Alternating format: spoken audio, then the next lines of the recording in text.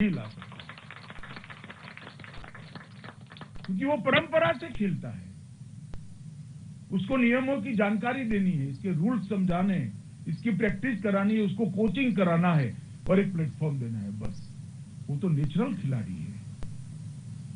ये सारे एकलव्य स्कूलों में खिलाड़ियों को तैयार करने की विशेष व्यवस्था हमने की है और पहले 42,000 रुपया एक छात्र पर खर्च किया जाता था, 42,000।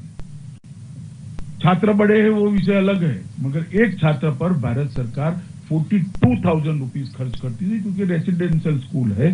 अब 1,09,000 रुपया खर्च करती है।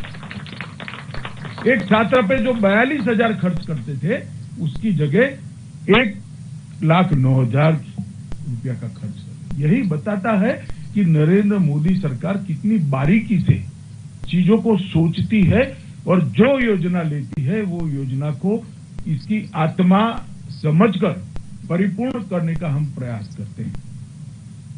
मित्रों, सबसे ज्यादा जनजातीय सांसद मैं तो भारतीय जनता पार्टी का कार्यकर्ता हूं। मैं गौरव से कह सकता हूं आज भारतीय जनता पार्टी के पास सबसे ज्यादा जनजातीय सांसद है। सबसे ज्यादा जनजातीय मंत्री बनाने का गौरव भी किसी को प्राप्त है तो वो भी नरेंद्र मोदी जी को है। और मित्रों, नीतियां बनाने का भी गौरव नरेंद्र मोदी सरकार के पास है। छात्रवृत्तियों में भी ढेर सारी बढ़ोतरी हमने की है। 978 करोड़ रुपया 14 में खर्च किया जाता था, अब 2546 करोड़ रुपया खर्च किया जाता है। 978 से बढ़ाकर 2546 करोड़ रुपया।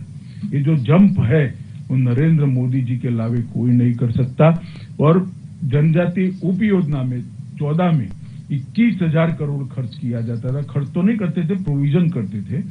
ये और 21-22 में 21,000 से बढ़ाकर 86,000 करोड़, 86,000 करोड़, 21,000 से 86,000 करोड़ और 93% खर्च। इसका मतलब विकास के पैमाने में कितना ज्यादा करा है। पहले जनजातीय कल्याण की बात करते थे, मगर आदिवासी के घर में पानी था? नहीं था। शौचालय था? नहीं था। उसको स्वास्थ्य के लिए कोई कार्ड दिया था? ना जी, नहीं दिया था। आवास योजना दी थी? ना जी, नहीं दी थी। किसान सम्मान निधि मिलती थी? नहीं मिलती थी।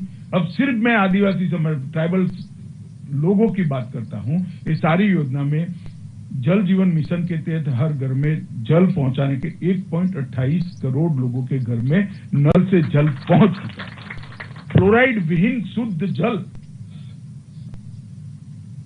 जनजातीय समाज के घर में 1.28 करोड़ में पहुंचा है। शौचालय 1.45 करोड़ आदिवासियों के घर में, अपने जनजातीय समाज के लोगों के घर में शौचालय पहुंचाए हैं। आयुष्मान कार्ड 42 लाख जनजातीय परिवारों को आयुष्मान कार्ड दिया गया है।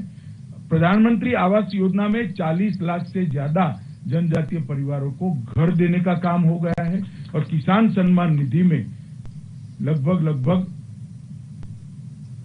3 करोड़ किसानों को ये फायदा पहुंच रहा है।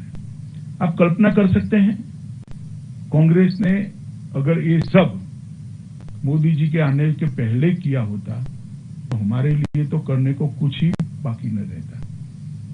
नरेंद्र मोदी जी ने इसका बारीक न केवल आयोजन किया, डिटेल इसका मॉनिटरिंग कर इसको जमीन पर उतारा है। और अर्जुन मुंडा जी भी पूरे जनजातीय मंत्रालय को बहुत अच्छे तरीके फोर्स के साथ गति दे रहे हैं। तो हम सबके लिए उनका अनुभव भी है। झारखंड के मुख्यमंत्री रहे तो नीचे तक योजनाओं को कैसे ले जाते हैं उसका उनका अनुभव है। इसका फायदा भी देश भर के जनजातीय समाज को मिला है। अतः मैं इतना ही कहना चाहता हूं मित्रों कि सारी योजनाएं जो मैंने बताई वो अब तक जनजातीय कल्याण के लिए मोदी जी ने 8 साल में करी है, मगर पहली बार स्ट्रक्चर तरीके से देश भर की जनजाति, छोटी से छोटी जनजाति को समाहित कर उसके कल्याण की योजना ये अनुसंधान केंद्र बनने के बाद होगी। इससे मुझे श्रद्धा है और शायद 50 साल बाद जो भी उसकी स्वर्ण जयंती मनाएगा वो कहेगा कि नरेंद्र मोदी ने इस देश की जनजातियों को समस्या विहीन बनाने का काम इस अनुसंधान केंद्र के माध्यम से करा था। इसकी मेरी शुभकामनाएं है। आज मुझे यहाँ बुलाए इसलिए भाई अर्जुन मुंडा और ट्राइबल अफेयर्स मिनिस्ट्री का मैं हृदय से धन्यवाद करता हूँ और आप सभी को ढेर सारी शुभकामनाएं देकर मेरी बात को समाप्त करता हूँ। वंदे मातरम।